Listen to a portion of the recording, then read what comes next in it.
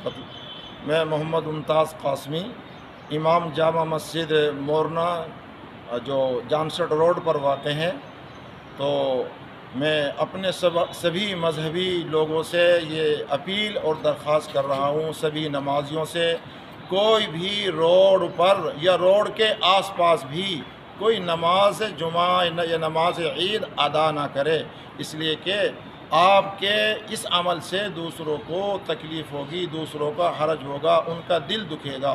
तो किसी का भी दिल नहीं दुखाना है, इसलिए हम अपनी नमाज को मस्जिद की बाउंड्री के अंदर अंदर ही अदा करें। मस्जिद के बाउंड्री से बाहर रोड पर कोई भी जाने की किसी भी कीमत पर कोशिश ना करे।